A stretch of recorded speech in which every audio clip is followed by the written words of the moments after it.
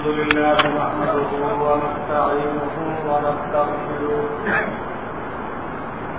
ونؤمن به ونتوكل عليه ونعوذ بالله من شرور أنفسنا ومن سيئات أعمالنا من يهده الله فلا مضل له ومن يضلل فلا هادي له ونشهد أن لا إله إلا الله وحده لا شريك له ونشهد أن سيدنا ومولانا محمدا عبده ورسوله صلى الله تعالى عليه وعلى آله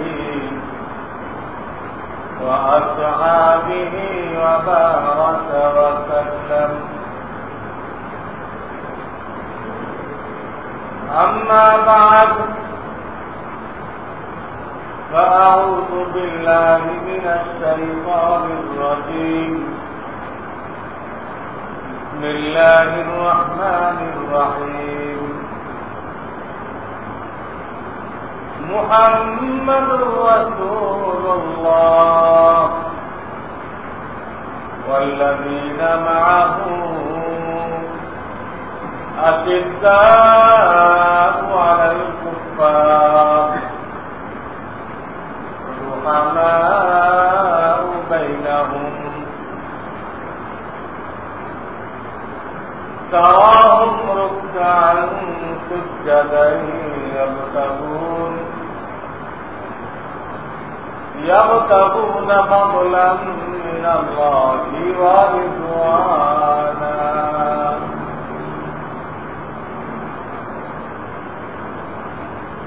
وقال رسول الله صلى الله عليه وسلم من قال لا إله إلا الله دخل الجنة أو كما قال رسول الله صلى الله عليه وسلم بزرگان محترم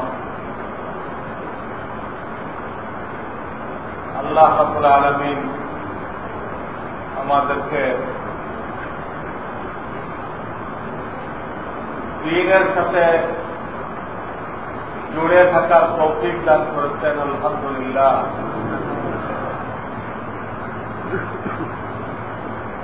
এবং আমাদেরকে আখিরাতের কামিয়াবির জন্য যে সব ব্যবস্থা রেখেছেন তার মধ্যে একটা বিশেষ ব্যবস্থা হল রমজান শরীফ, সিয়াম সাধনা। এটা আমাদের নিকটবর্তী, তার জন্য এখন থেকেই তৈরি দিতে হবে। গত জুমাতেও বলেছিলাম আমাদের প্রিয় নবী মুহাম্মদ রাসূলুল্লাহ সাল্লাল্লাহু আলাইহি ওয়াসাল্লাম রমজান শরীফ আসার 2 মাস আগে থেকে দোয়াও করতেন, প্রস্তুতিও নিতেন। আলহামদুলিল্লাহ দোয়া শেখানো হয়েছে। প্রস্তুতি কে নিতে হবে আজকে ইনশাআল্লাহ পেশ করা। দোয়া শেখানো হয়েছে। এই দোয়া যখনই মনে পড়ে মাঝে মধ্যে পড়া, আল্লাহুম্মা বারিক লানা ফি রাজাব ওয়া শাবান وبلغنا رمضان يا الله رمضان শাবান মাসে বরকত দান করো। আল্লাহ যদি বরকত দান করে তো আপনার আমার জন্য প্রস্তুতি নেওয়া সহজ হবে। এই জন্য বরকত চাওয়া।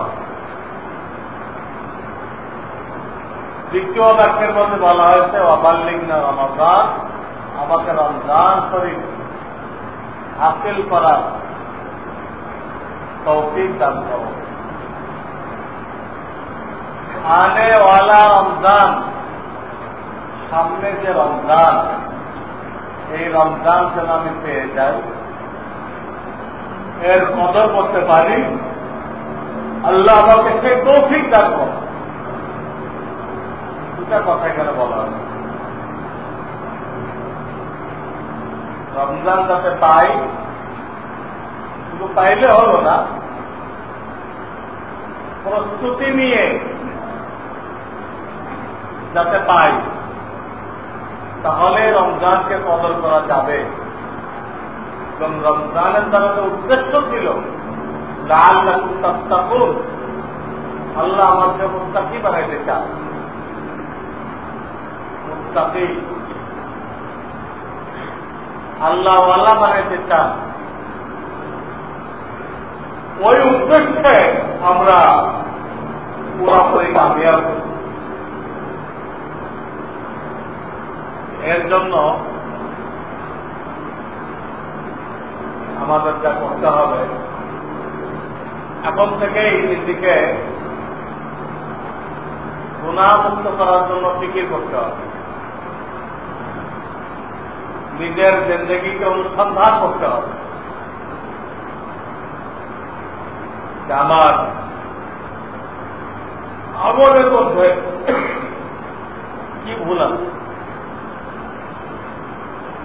যখনই একটা মানুষ কালেমা পড়ে, এর অর্থ বুঝে কালেমা পড়ে, তখন তার নিজের ইখতিয়ার,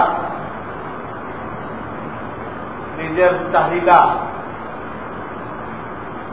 সব খতম হয়ে যায়। সে নিজের মর্জি মোতাবেক কিছু করার অধিকার রাখে না। যখনই বলল লা ইলাহা ইল্লাল্লাহ, একমাত্র আল্লাহ ছাড়া আমার আর কোন মাবুদ নাই, আর কোন উপাস্য নেই, মুহাম্মাদুর রাসূলুল্লাহ, এবং মুহাম্মদ সাল্লাল্লাহু আলাইহি ওয়াসাল্লাম আমার রাসূল। রাসূল স্বীকার করার সাথে সাথে তার তরিকা ছাড়া দুনিয়াতে যত তরিকা চালু আছে সবগুলোকে বাতিল করে দেওয়া হয়। কোন তরিকা আমি গ্রহণ করব। আমার নবী সাল্লাল্লাহু আলাইহি ওয়াসাল্লাম যে তরিকা দিয়ে গেছে, এর বাইরের কোন তরিকাকে আমি পছন্দ করব।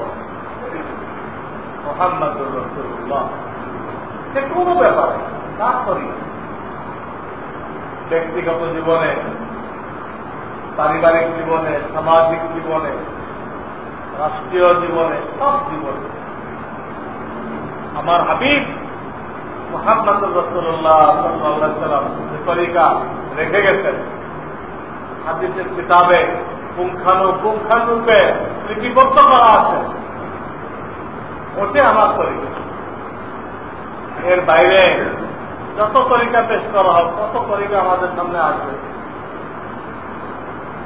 কেউ পুঁজিবাদের তরিকা দিচ্ছে, ক্যাপিটালিজম, কেউ লেনিনের তরিকা দিচ্ছে, কেউ মাওসেতুগর তরিকা দিচ্ছে, কত রকম তরিকা এক এক যুগে আবিষ্কার হচ্ছে। কোনোটার সাথে আমাদের কোনো সম্পর্ক নেই। আমরা তো পড়েছি মুহাম্মাদুর রাসূলুল্লাহ সাল্লাল্লাহু আলাইহি ওয়াসাল্লাম। সব তরিকা বাদ। এই কালেমা পড়ার সাথে সাথে আল্লাহ তাআলার সাথে ওয়াদা হয়ে যায়, অঙ্গীকার হয়ে যায় যে আল্লাহ আর কাউকে মাবুদ বানাইল না। কাজেই কোন মুসলমান কবরে যে চিন্তা করবে, পীরের পায়ের চিন্তা করবে, কবরে যে দোয়া করবে, কবরে মকসুদ চাইবে, নিজের পীরকে গায়েব জাননেওয়ালা মনে করবে, গায়েব জানে। অনেককে বলতে শুনছি তার বাবার কাছে কিছু বলাও দিচ্ছে। কেন? ওনার কাছে বলার অর্থ হলে তুমি জানেন না। ওনার কাছে বলার অর্থ এই দাঁড়ায় আমি এখন যে কি বিপদে আছি এটা ওনার জানা নেই, তাই জানায় ওনার কাছে সাহায্য চাইলাম। এটাও ওনাকে নাকি ছোট করা হয়, এই জন্য ওনাকে জানানো দেওয়া হবে। কি করতে হবে? বিশ্বাস থাকতে হবে উনি মুরিদের সব অবস্থা জানতেছেন, তো এর জন্য উনি ব্যবস্থা গ্রহণ করছেন, এই বিশ্বাস থাকতে হবে। নাউযুবিল্লাহি মিন যালিক। এই ব্যবস্থা যদি কেউ রাখে তার পীরের ব্যাপারে, তার খাজা বাবার ব্যাপারে, এটা তো বেঈমানি হয়ে গেছে। এটা তার পীর তো দূরের কথা, কোন নবী রসুল পর্যন্ত এটা জানে না, এই ক্ষমতা রাখেন। আল্লাহ রসুল সাল্লাল্লাহু আলাইহি ওয়াসাল্লাম বিরাট এক জামাতকে, আলেমদের জামাত নর্থ এলাকায় পাঠাইলেন। পথে কিছু কাফেররা এই পুরা জামাতকে শহীদ করে দিল। হাদিসের কিতাবে আছে ওয়াকিয়া বীর মাউনা, বীর মাউনা, মাউনা একটা কুয়ার ঘটনা, ওকে তাদেরকে শহীদ করে দেয়। কিন্তু আল্লাহ তো জানতেও পারেন, পরে আল্লাহ তাআলা জানাইছে।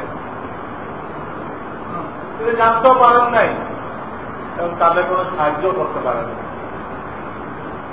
যিনি নবীদের সর্দার, তিনি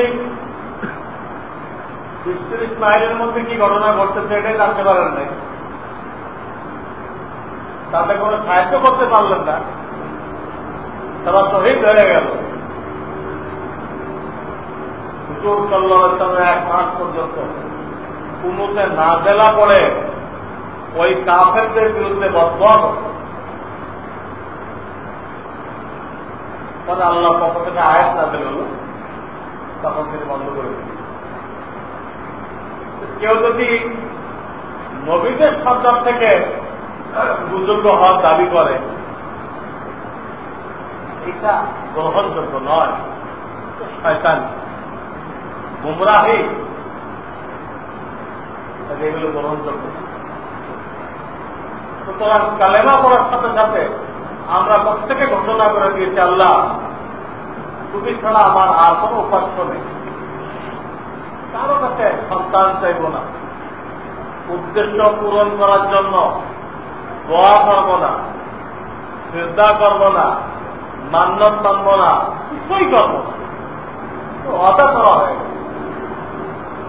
আমাদের কোন এখতিয়ার নেই। কালেমা পড়ার পরে কোন এখতিয়ার নেই,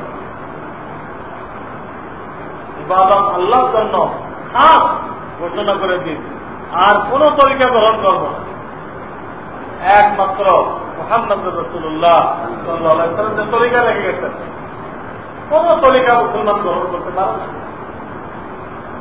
করলে জাহান্নামের ময়দানে আটকা পড়বে, তার তরিকার করছে না। আমার কাছে সাফাত পেতে আসতো, তার তরিকার করছিল, আমার তরিকার করছিল না, কি হবে তখন?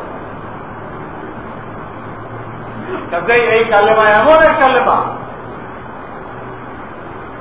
এই কালেমা অর্থ বুঝে কোন কাফের যখন পড়ে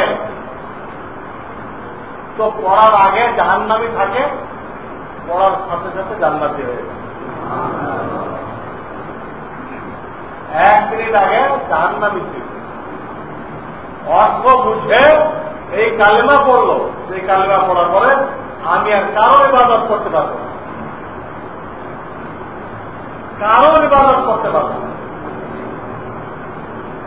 হ্যাঁ, পীরের পায়ে চিন্তা করা ঠিক ইবাদত করা, পীরের দরগায় মানত করা পীরের জন্য ইবাদত করা, পীরের নামে জবাই করা পীরের জন্য ইবাদত করা, সব ঠিক। এই বুঝে যখন কালেমা পড়ল, 1 মিনিট আগে জাহান্নামী ছিল, 1 মিনিট পরে জান্নাতি হয়ে গেল। 1 মিনিট আগে আল্লাহর দুশমন ছিল, 1 মিনিট পরে আল্লাহর দোস্ত হয়ে গেল। 1 মিনিট আগে মুসলমানদের দুশমন ছিল, ইসলামের দুশমন ছিল, 1 মিনিট পরে ইসলাম এবং মুসলমানদের দোস্ত হয়ে গেল, দোস্ত হয়ে গেল। হাসিক বলে নয়, 1 মিনিটের মধ্যে পরিবর্তন হয়ে যায়। হ্যাঁ, বদরের যুদ্ধে ইসলামের প্রথম জিহাদ, এই কালেমা কি পাওয়ারফুল। ছেলে বাপকে কতল করেছে, বাপ ছেলেকে কতল করেছে। অর্থাৎ এই যে শারীরিক বন্ধন কালেমার সামনে তুচ্ছ হয়ে যায়, এই কালেমার সামনে শারীরিক বন্ধন এটা বেকার হয়ে যায়। বদরের যুদ্ধে কথার কথা, ছেলে মুসলমানদের দল, বাপ মক্কাতে আসছে কাফেরের দলে।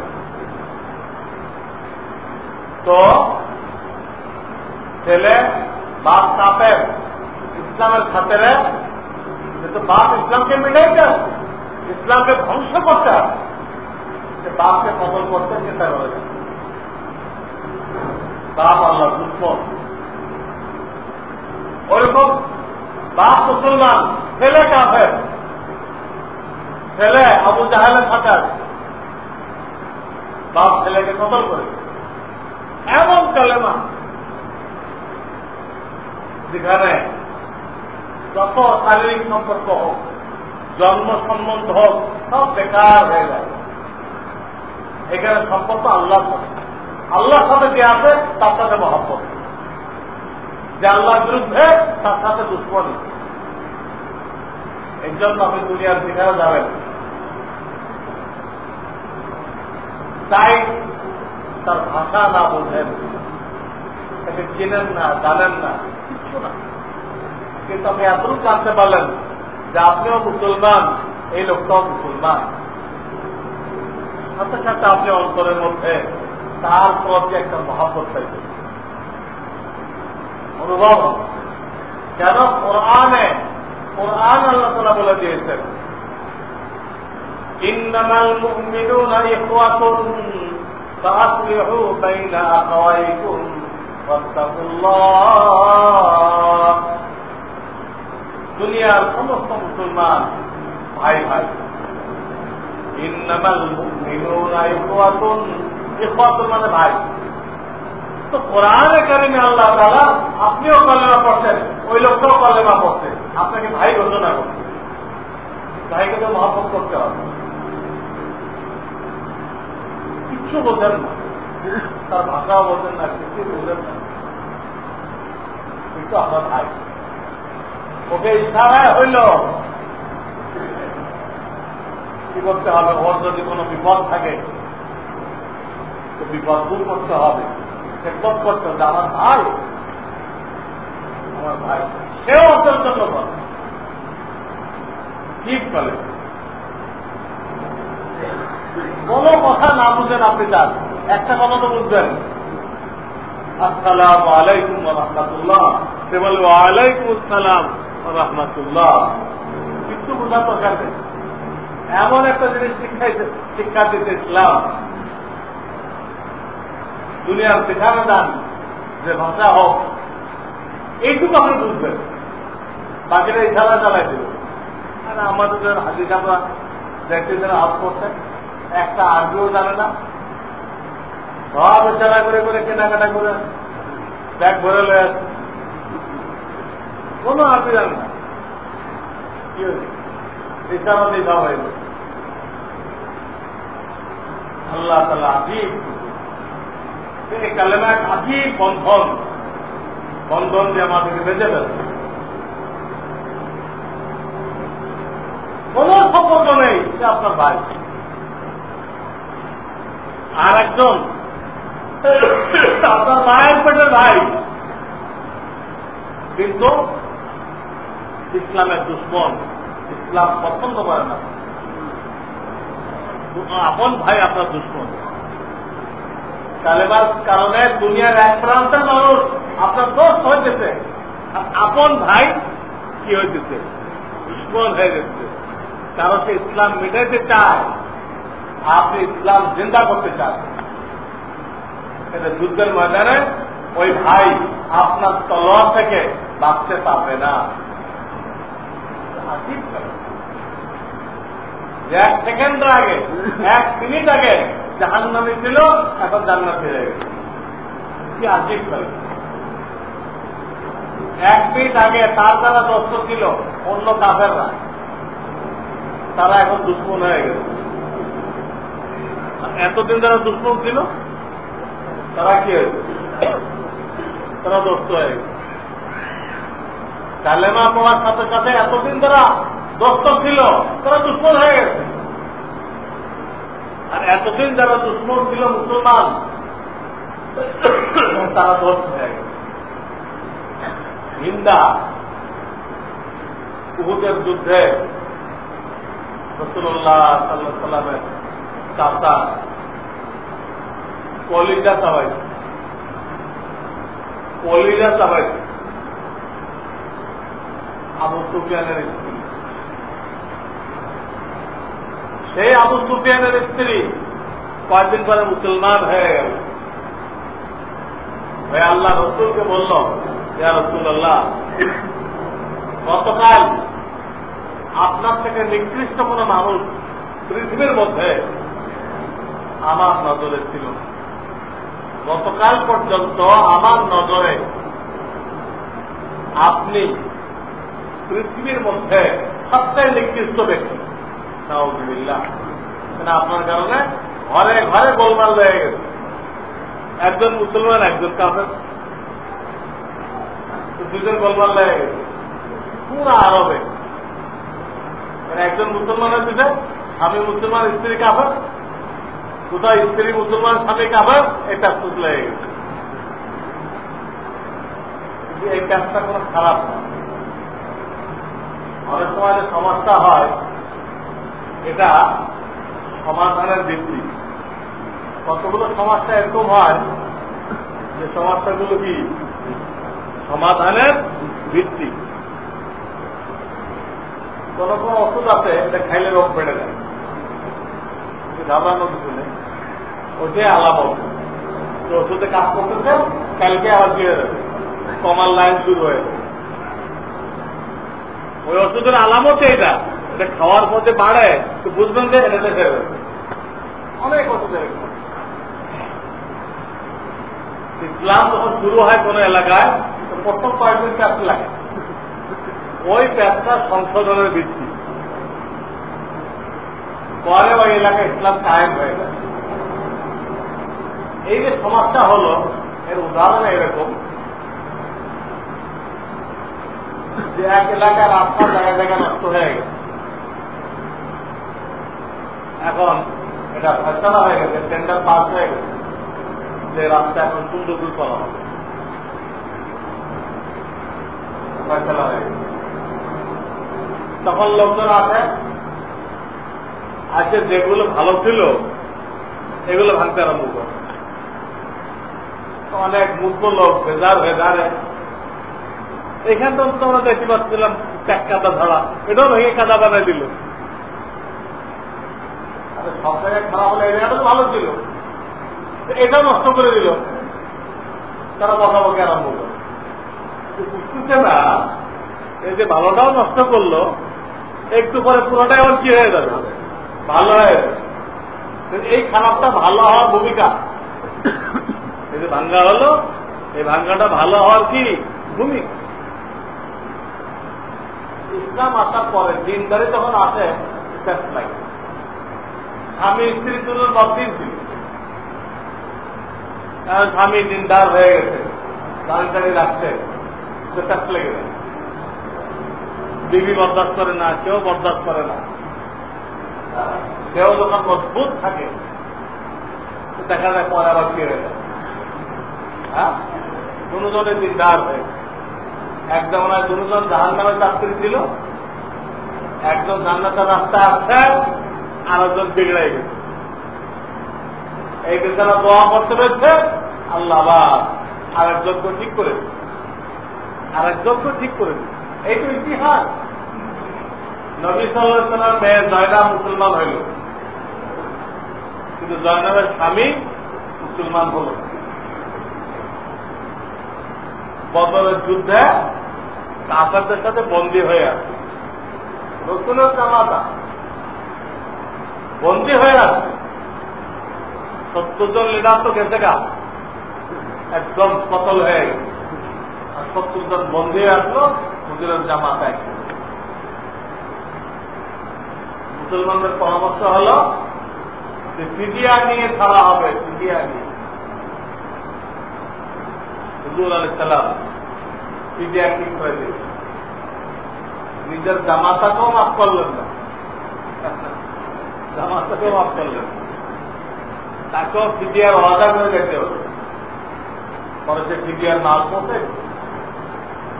আনসাররা একটু সুপারিশ করছিল, হুজুর আমাদের ভাগ্নেটা মাফ করতে চাই। ভাগ্নে আনসাররা ভাগ্নে দ্বারা বুঝাইছে হযরত আব্বাস রাদিয়াল্লাহু তাআলা হুজুরের চাচা। ভাগ্নে এই জন্য কইছে যে হুজুরের যিনি দাদা আব্দুল মুত্তালিব, উনি মূলত আনসারদের ভাগ্নে ছিলেন। আব্দুল মুত্তালিব, তার বাপের নাম হলো হাশেম। এই হাশেম বিবাহ করছেন মদিনায়, সেইখান থেকে ওনার যে ছেলে হয়েছে এই আব্দুল মুত্তালিব। মদিনার মেয়ের ঘরের ছেলে এটা। আব্দুল মুত্তালিব যখন আনসারীদের ভাগ্নে হইল, আব্দুল মুত্তালিবের ছেলে হলো কি? হ্যাঁ, আব্বাস। ভাগ্নের ছেলেও ভাগ্নে। তারা এইভাবে করল না, আনসাররা খুব হুঁশিয়ার ছিল। তারা এইভাবে করতো, হুজুর আপনার চাচারটা মাফ করতে চাই, এটা বলে না। খুব হুঁশিয়ার তারা।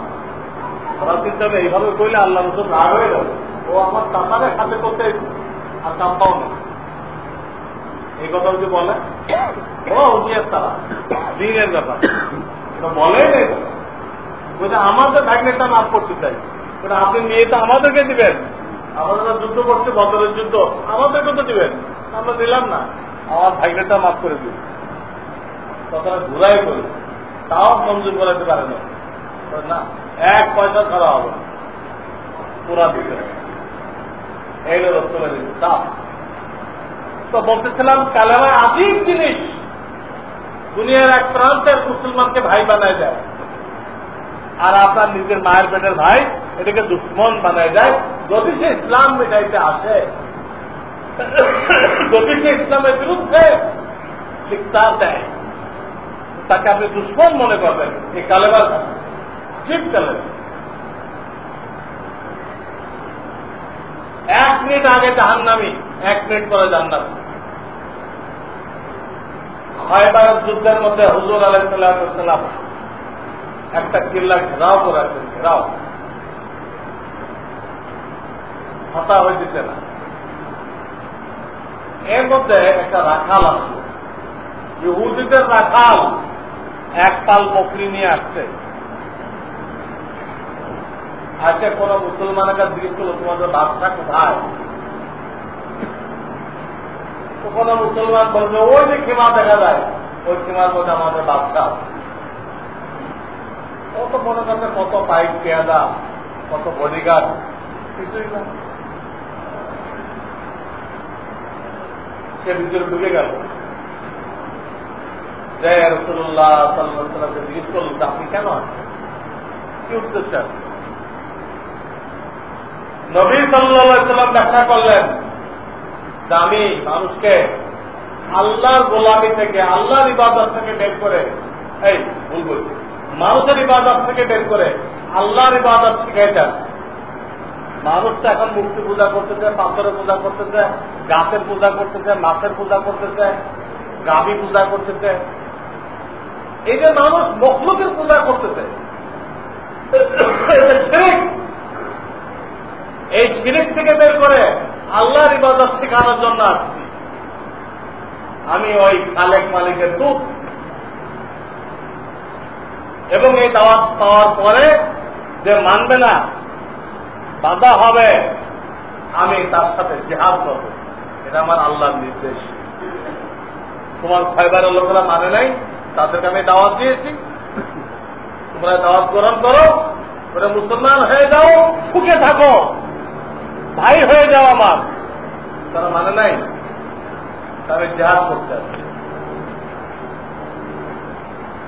তখন সে বলল যে আপনার ধর্ম তো ভালোই মনে হয়েছে, আমি যদি আপনার ধর্ম গ্রহণ করি তাহলে কি হবে? রাখাল বলো তুমি গ্রহণ করলে 1 মিনিট আগে তুমি জাহান্নামে ছিলে, এখন তুমি বেহেশতি হয়ে দিল, এবং আমি তোমাকে আমার সিনার সাথে লাগাই দেব, সিনার সাথে লাগাই দেব। এবং যত মুসলমান দেখতেছ এদের যে অধিকার, তুমি একটা গোলাম কিন্তু দাস, কিন্তু আমি তোমাকে ওই অধিকার গোলাম তো হতভম্ব হয়ে গেছে যে আপনি আমাকে সিনার সাথে লাগাবেন। আমার মতো কালো কুৎসিত মানুষ নেই, আমার শরীর দিয়ে দুর্গন্ধ আসছে, আমার এগুলো দূর করার মতো তৌফিক নেই, আপনি আমাকে সিনার সাথে লাগাবেন? আমাকে সব মানুষের সমান অধিকার দিবেন? এটি আল্লাহর বিধান। এখানে আমির গরিব কোনো পার্থক্য নেই, সবাই এক কাতারে দাঁড়াবে। আমির ফকির গরিব যে আগে আসবে আগে দাঁড়াবে, এই না ধনীদের জন্য পয়লা কাতার, ফকিরদের জন্য পিছনের কাতার। আমার ধর্মে এটা নেই, সব এক কাতার, এক প্লেটে খাইবা। তখন সে মুসলমান হয়ে গেল, কালেমা পড়ে মুসলমান হয়ে গেল। তো জিজ্ঞেস করলে এখন আমাকে কি করতে হবে? মুসলমান হয়ে গেল, কি করতে হবে? বলো দেখে এখন তো কোনো নামাজের টাইম না, তোমাকে নামাজ পড়াইব, কোন নামাজের টাইম না, তাই বলে আমাদের সাথে নামাজ পড়াইতাম। আবার এখন রমজান মাস না, তোমাকে রোজা রাখতে বলবো। আবার তোমার কোনো মাল দৌলত নেই, তোমাকে যাকাত দিতে বলবো। আমার এখন হজের টাইমও না, তখন পর্যন্ত হজের হুকুমও নাজেল হয়নি। হজের হুকুমটা নাজেল হয়েছে মদিনায় যাওয়ার পরে 9ম হিজরিতে, আর এই ঘটনা তো 7ম হিজরিতে। হজ তখন আসেই নেই। তোমার এই মুহূর্তে কোনো কিছু নেই, একটা ইবাদত চলতেছে, আমরা কাফেরদের সাথে জেহাদ করতেছি। তুমি জেহাদে শরীক হইতে পারো। বলল জেহাদে শরীক হলে কি হবে? আল্লাহ রসুল সাল্লাল্লাহু আলাইহি ওয়াসাল্লাম বললেন, যদি ফিরে আসো, গাজী হয়ে ফিরে আসবা, আল্লাহ তোমাকে অনেক সওয়াব দান করবেন, গনিমতও দান করবেন। আর যদি তুমি এই জিহাদ করতে যাই শহীদ হয়ে যাও, আল্লাহ তাআলা তোমাকে বিনা হিসাবে জান্নাতুল ফেরদাউস দান করবেন। তখন সে বলল, তাহলে হুজুর আমাকে ইজাজত দেন। কিছুক্ষণ পরে যখন জেহাদ শুরু হবে আমিও কি করব, এই জেহাদের মধ্যে অংশগ্রহণ করতে চাই।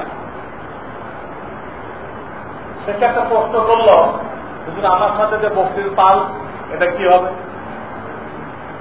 ইহুদিরা তাকে বিশ্বস্ত মনে করে এই বকরির পাল তার দায়িত্বে দিয়ে রাখছে, যে বছরকে বছর ওই তাদের বকরি চড়ায়, ওখান থেকে টাকাটুকি পায়, ওই বকরি চড়ানোর জন্য বেরোয়েছিল।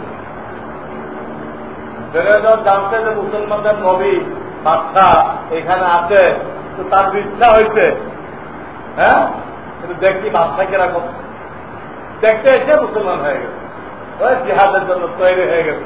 বকরি কি করবে? আল্লাহ রসূল এ কথা বলেন নাই, বকরি সব জমা দাও, আমরা গনিমত হিসেবে কি করি, জবাই করে খাইয়ে লই, এটা বলেন নাই। কারণ যুদ্ধ করে যখন জয়লাভ করতে পারা যাবে তখন এই বকরিগুলো কি হবে, গনিমত হবে। এখন তো যুদ্ধ করে কি হয় নাই, এখনো তো যুদ্ধ করে মুসলমানরা জয়লাভ করতে পারে নাই, তার আগে কাফেরদের মাল গনিমত কিভাবে হয়? গনিমত কত দিলে তো গনিমত হয় না। হ্যাঁ, বাংলাদেশ স্বাধীন হওয়ার সময় কিছু বেহুদা লোক যারা ইসলামের কোন মসলা মশাল জানেও না আরো ধারে, তারা তখন অনেক হিন্দুদের সম্পত্তি গনিমত করে দখল করে। আমি তখন মাদ্রাসার ছাত্র, তখন তারা মৌলানা পাস করি নাই, তো সবাই জানে, আমিও জানছি। এক শ্রেণীর নাম কেউ আসছে মুসলমান, কিন্তু ইসলামের সাথে সম্পর্ক খুবই কম, খুবই দুর্বল। এরা এই হিন্দুদের সম্পত্তি গনিমত ঘোষণা করে। আর তখন তো কোনো জেহাদ হয় নাই, মুসলমান আর হিন্দুদের মধ্যে কোনো জেহাদ হয়েছিল তখন? সেই জেহাদে মুসলমানরা জয়লাভ করছিল, হিন্দুরা পরাজিত হয়েছিল, এরা হিন্দু মুসলমান কোনো জেহাদ হয়েছিল? জেহাদ তো হয় নাই, গনিমত করতে গেল। আল্লাহ তাআলা কাউকে ঠিকাদারি দেয় নাই, কাউকে কোনো ঠিকাদারি দেয় নাই। তুমি যেখানে স্টিকার লাগাই দিবা ইসলাম, ওটা ইসলাম হয়ে যাবে, এটা গনিমত, ওটা গনিমত হয়ে যাবে, এইরকম কাউকে কোনো ঠিকাদারি আল্লাহ তাআলা দেন নাই। তোমাকে ঠিকাদারি করে দিলাম, তুমি যেটাকে ইসলাম বলবা ওইটা ইসলাম। সব ইসলাম হয়ে গেছে, ব্যাংকও ইসলাম, হ্যাঁ বিমাও ইসলাম, সব ইসলাম, টেলিভিশনও ইসলাম, মহিলাদের নিয়ে ফল জব করতেছে এটাও ইসলাম, সব ইসলাম। ইসলাম বাইরের কিছু নেই। ইসলামী মত আমি আমরা দেখি নাই, আপনারা জানেন কিনা ইসলামী মত বেরোচ্ছে কিনা? টেলিভিশন ইসলামী হয়ে গেছে, ব্যাংক বিমা ইসলামী হয়ে গেছে, সব পাবলিক ভোট আছে ইসলাম। আমি তো মুসলমান, অসুবিধা কি? ভোট তুলে রাখেন, স্পিকার লাগাইলে ইসলাম হবে না। ইসলামের একটা নির্দিষ্ট থিওরি আছে, ওই থিওরি অনুযায়ী হইলে ইসলাম হবে। ওর বাইরে আপনি যত ইসলাম করেন আর আন্তর্জাতিক বিশ্ব আপনাকে স্বীকৃতি দিক আপনি একজন ইসলামী পণ্ডিত, কিন্তু আল্লাহর দরবারে আপনার কোনো দাম নেই। যেটা আপনি যেভাবে ইসলাম করতেছেন ওটা শরিয়াতে নেই, আপনি যেভাবে ইসলাম কায়েম করতেছেন ওইভাবে শরিয়াতে নেই। তো মহিলারা আপনার সামনে বসে সওয়াল করতেছে, তারা আপনার চেহারা দেখতেছে আর আপনি তাদের চেহারা দেখতেছেন। কি সুন্দর ইসলাম, মডার্ন ইসলাম। কোন ইসলাম হল? ইসলাম না। আপনার ইসলামের চোখে কেউ মুসলমান হোক আর না হোক টেলিভিশন কিনছে তারা, আপনি এরকম ইসলাম কায়েম করতেন। কেউ মুসলমান হয়েছে কিনা আমার জানা নেই, কিন্তু যারা জীবনেও টেলিভিশন দেখতো না আপনার ওসিলা তারা কি করতেন? সবাই টেলিভিশন কিনছে। এই হলো আপনার ইসলামের খেদমত। ইসলামের এরকম খেদমত করছেন, টেলিভিশন কেনার হেডিক পড়ে গেছে। এটা ইসলাম হবে? ইসলাম হবে এটা? আপনাকে লন্ডন আমেরিকা দাওয়াত করা হচ্ছে, এটা পাবলিক ধোকা খাবে, আলেম তো ধোকা খাবে না। আলেম জানে ইসলাম বললে ইসলাম হয় না, ওর একটা চৌহদ্দি আছে, ওটা ফর্মালিটি আছে, ওর ভিতরে আসতে হবে, ওর ভিতরে আসতে হবে। ওর ভিতরে না আসলে আপনি যত সুন্দর কথা বলেন, মানুষ যত বাহবা দিক, যত সমর্থন দিক, কোন দাম নেই আল্লাহর কাছে, হক্কানি আলেমুলামার কাছে ওই ইসলামের কোন দাম নেই, কোন দাম। এইখানে মানুষ ধোকা খায়, ধোকা খায়। এত সুন্দর কাজ করতে কিন্তু আপনারা সমর্থন করেন না লোকটারে, কি সমর্থন করবো? ওনার লেবাসের মধ্যে ইসলাম নেই, ওনার লেবাসের মধ্যে ইসলাম নেই। উনি ফতোয়া দিচ্ছে গলত, জাকাতের টাকা দিয়ে টেলিভিশন চালাইতে গেছে, ফতোয়া দিচ্ছে গলত। ওনার কারণে মহিলা সব চেহারা খুলে বসে আছে। কাজেই মানুষ যত বাহাবাদিক ইসলাম। তো বলতেছিলাম স্টিকার লাগাইলে ইসলাম হবে না, ইসলামী ব্যাংক বললে ইসলাম হবে না, ইসলামী বীমা বললে ইসলামী হবে না, ইসলামী টেলিভিশন বললে ইসলামী হবে না, ইসলামী মদ বললে ইসলামী হবে না। স্টিকার লাগাইলে ইসলাম হয় না। ইসলামের নিজস্ব বিধান আছে, ওই বিধানে আপনি যখন আসবেন ইসলাম বলা হবে। এর আগে মূর্খরা বাহাবা দিবে, জাহেলরা বাহাবা দিবে যা আপনি ইসলামের এত খেদমত করবেন। আলেমরা বলবে ইসলাম মিটাইছে না। এই ইসলামী ব্যাংকের কারণে যারা জীবনেও সুদ খাইত না তারা সব সুদখোর হয়ে গেছে, যারা জীবনেও সুদ খাইত না এরা সুদখোর হয়েছে অনেকে এই বিমার কারণে। আপনার ইসলামের কারণে যারা জীবনেও টেলিভিশন দেখতো না তারা এখন টেলিভিশন দেখছে। এই তো আপনার ইসলাম। মূর্খরা আপনাকে সমর্থন দিবে, আলেও দিবে।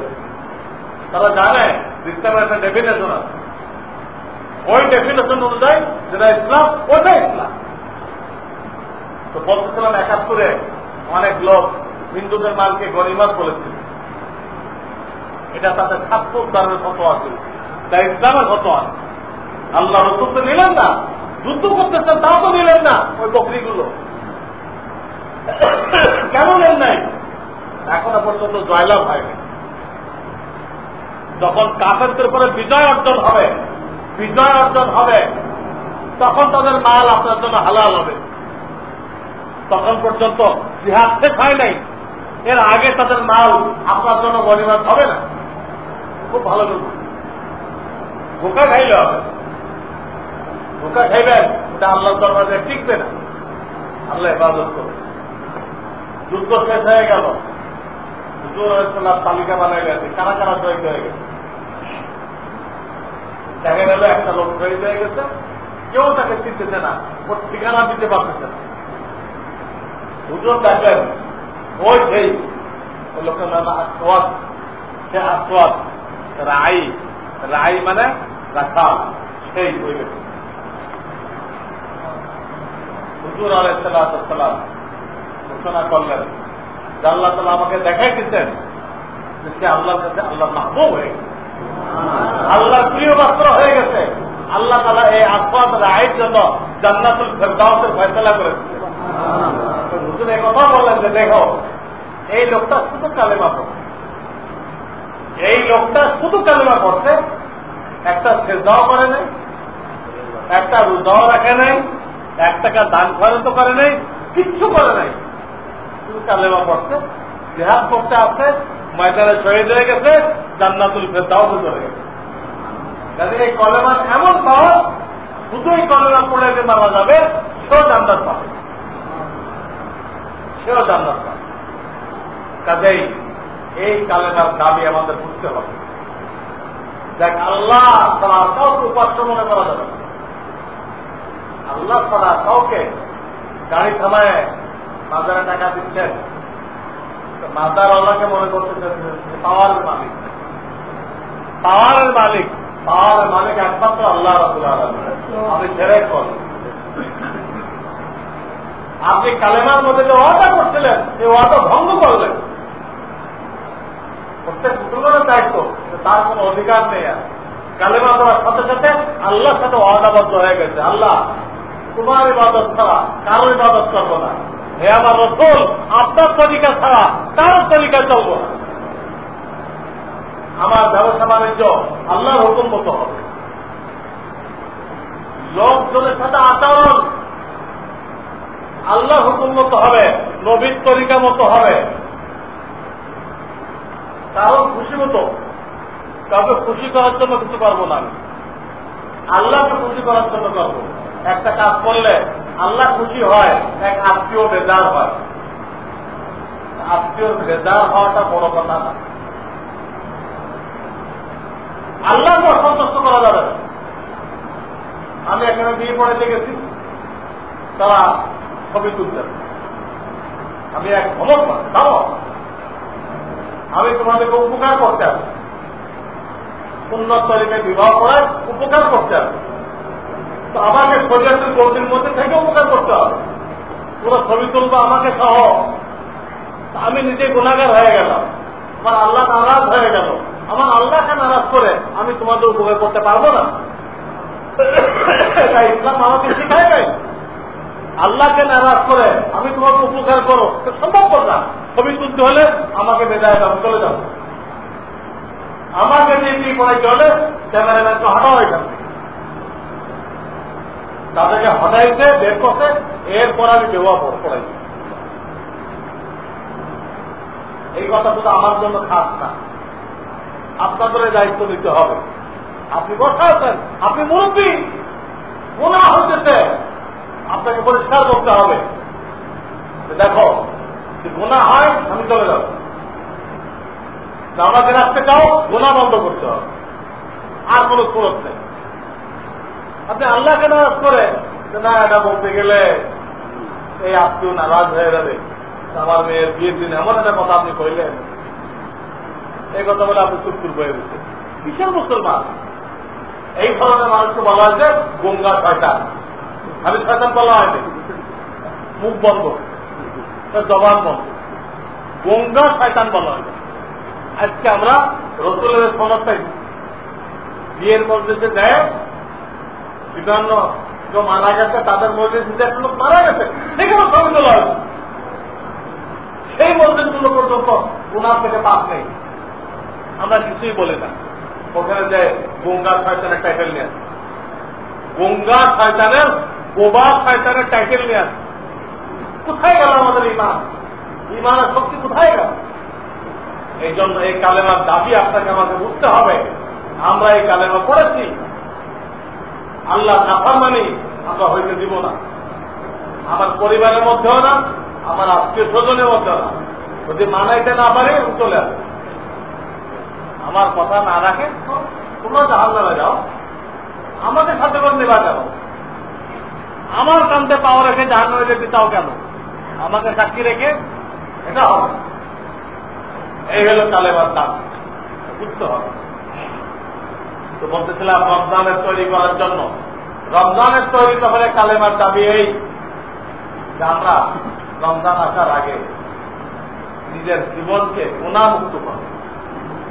গুনাহ তালিকা পড়ে, গুনাহ তালিকা পড়ে মার্ক দেন, টিক চিহ্ন দেন যে আমার ভিতরে কি গুনাহ। পরে কোন আলেমের কাছে আসে, ওই গুনাহ থেকে তওবা করার তরিকা শিখে নেন। এগুলো সবচেয়ে জরুরি কাজ। এইটার দ্বারা আপনার রমজানের রোজা হেফাজত হবে। রমজানের রোজা কি হবে? রোজার অর্থই গুনাহ ছেড়ে দাও। আর এমন লোকের তারাবি দায়িত্ব দিতে হবে যে কোরআন একটু ধীরে সুস্থে পড়ে। এখন হাতে রোজা পড়তেছে, তারা কোরআন করতে স্লিপ করে চলে, পাওয়া পিছলে মানুষ যেভাবে পড়ে, এক কাজার মধ্যে পাওয়া পিছলে যায় না। আজকাল হাফেজরা কোরআনের মধ্যে স্লিপ খায়, স্লিপ খায় রুকুর রুকু পাবে, পরে আমালুর একটা টান দেয়, যে রুকু দিতে পুরো সাফার মধ্যে স্লিপ খাইছে। প্রত্যেকটা অক্ষরের 4 আনা কি 2 আনা উচ্চারণ করে, প্রত্যেকটা অক্ষরে 16 আনা উচ্চারণ করতে হবে, তো 2 আনা উচ্চারণ করে। স্লিপ খেয়ে গেছে, কটুক টাচ করে। এইরকম পড়লে তারাবিতে কোনো সওয়াব হবে না। এই একটা কথা, এটা হল তারাবি ইবাদত করার ব্যবস্থা। দ্বিতীয় শর্ত হল কমিটির পক্ষ থেকে ঘোষণা করতে হবে যে আমরা হাফেজদের কোনো বিনিময় নেব না। যারা তারাবির দায়িত্ব দেওয়া হবে তাকেও ঘোষণা করতে হবে আমি তারাবির কোনো বিনিময় দিব না। কমিটি বলবে দিব না, আদেশটা বলবে দিব না, আল্লাহর হস্তে পড়ে এই ঘোষণা। শরিয়াতে কোন সুন্নত নফলের ইমামতি করে পয়সা নেওয়া জায়েজ করে নাই, হারাম করে। তারাবি নামাজ পড়া সুন্নত, কোরআন খতম করা সুন্নত বা মুস্তাহাব। যেহেতু তারাবির বিনিময়কে হারাম করা হয়েছে, তা আপনি হারাম কাজ করে সুন্নত কায়েম করবেন তো শরিয়াত অনুমতি দেয় না। হারাম কাজ করে মুস্তাহাব আদায় করবেন তো তার উদাহরণ এরকম যে পাগড়ির ফজিলত খুলছে তো পাগড়ি তো নেই, তার কি করবে? তো লুঙ্গি খুলে পাগড়ি করবে। খরচ তরফের কি করছে? মুস্তাহাব আদায় করছে। বুঝলেন? টাকার বিনিময়ে তারাবি পড়ানো এটা হলো লুঙ্গি খুলে পাগড়ি বানানো। হারাম কাজ করে মুস্তাহাব আদায় করবেন আপনি, জায়েজ নেই। এই কাজ করলে ওই মসজিদের যারা কমিটি আছে, ইমাম আছে, সবাই গুনার দিতে জড়িত হয়েছে। সাফ মশলা বলে দেবে।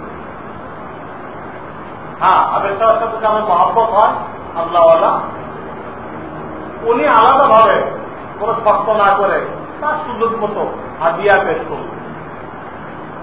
তার কোনো বিনিময় না। আমি ব্যক্তিগত ভাবে আপনাকে মহব্বত করি, মহব্বতের নিদর্শন স্বরূপ আপনাকে আমি এই 500 টাকা, এই 100 টাকা হাদিয়া দিলাম।